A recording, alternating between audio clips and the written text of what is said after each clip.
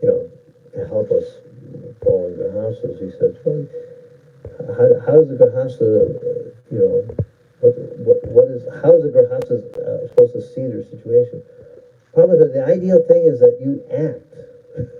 Of course, it's not an act, but I mean, still, you act as if you're attached, but in your heart, your real attachment is for Krishna. And he's probably gave some interesting examples about that. A person with a paramour, right? Somebody who's got a married, but they have a lover.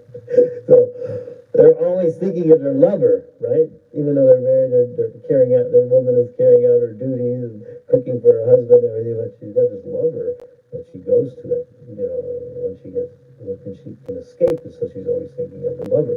So probably use that as an example for how, we should be in this world kind of doing our duties, doing our things that are related to the bodily relations, but at the same time, we should be thinking of our lover, right? And Prabhupada's given us the tools. When I say the tools, it means the transcendental knowledge, the books. These are tools to help us meditate, even though we're carrying out our normal affairs, to help us meditate on our eternal lover, right? That's so. And that way, we can transcend it internally, but externally, you have to do your duty as a woman or a brahmachari or housewife, whatever the duties are, to do it. But where's our heart? Krishna consciousness is not about externals, right? Prabhupada didn't care if the devotees were. There's one lecture I took some notes, but no, never going to get to it. But there was one lecture Prabhupada was giving, and no, Prabhupada started, the verse was read, and then Prabhupada said, well, who can speak on this verse? Can you imagine sitting with Prabhupada, and you're thinking, oh, I'm going to sit, now I'm going to sit here and listen to Prabhupada. And he turns around the room, and I think it was a Vrindavan lecture, and he goes, who can speak on this verse? He's talking to his disciple. And the devotee raised their hand and says, you must speak. Right, so then they started, one devotee started speaking, Pushta Krishna started speaking. And then Prabhupada calls his disciple, Pradyumna. So he goes, and Pradyumna was married, he had kids, and so he goes, Pradyumna Maharaj, please speak on this verse, Prabhupada was seen like that, And then when he was with Shruti Kirti, the first time Shruti Kirti went to Mayapur with Prabhupada, it's amazing. Prabhupada loved Mayapur, the atmosphere.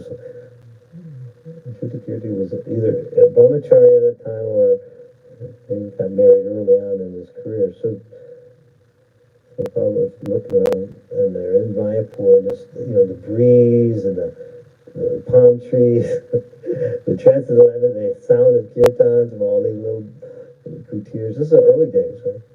So he looks at Shrutikirti and goes, Shrutikirti Maharaj, how do you like Vrindavan? So Prabhupada didn't care, and then when Shrutikirti got married, it didn't matter to him, and then, so Prabhupada was seeing a devotee's service and a relationship with the transcendental knowledge that he's giving us. So I don't know if I answered your question, but that's one of my reflections, things I wanted to bring up. Any other points, Krivan? You have some chastisement for me or anything? any correction there?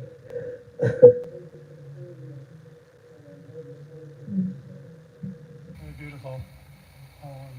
Taking the purpose of Bhagavatam. But I did just have a question, maybe we could elaborate a little bit on. You said, I thought this was really nice, that we have responsibilities for our God brothers. And then you mentioned how we take strength from our God brothers and God sisters. How do we do that? Through the process of osmosis. In other words, it's in the ether,